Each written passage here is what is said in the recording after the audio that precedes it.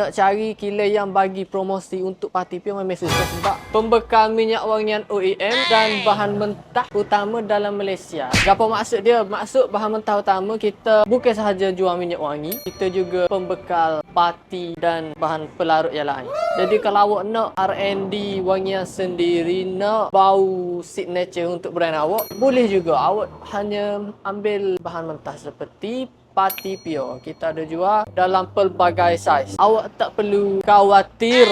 Parti di Encash ketahanan saya boleh bagi dalam 8 hingga 12 je, bergantung kepada jenis wangian yang awak ambil. Kalau awak ambil wangian jenis oud, woody, vanilla, tu memang akan sampai 12 je dan lebih. Sebabnya notes woody, oud, vanilla ni memang semua orang tahu lah note dia lagu mana. Kuat memang tahan lama.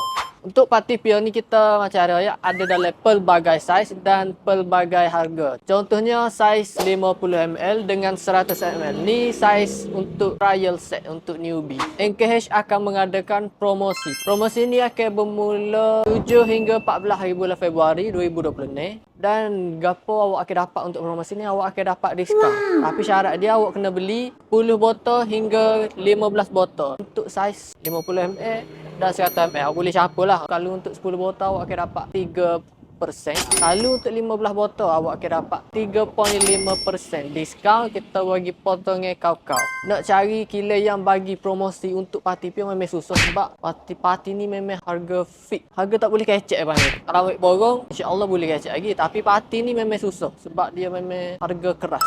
Tapi kita bukan sahaja jual parti, kita ada jual juga bahan pelarut. DPG, IPM dengan alkohol. Jadi awak tak perlu pusing, nak beli parti saja pun tak apa. Nak beli satu set pun boleh. Jadi awak stay tune untuk promosi ni. Sebabnya kalau awak terlepas memang awak akan rugi. Ini promosi terbesar sebabnya promosi parti. Nak tahu lebih lanjut awak boleh klik link di bio. Contact admin Encash Perfume dan dia orang akan terangkan detail lebih lanjut tentang promosi ini. Jadi ingat Thailand Haris, design branding mewah, harga humble.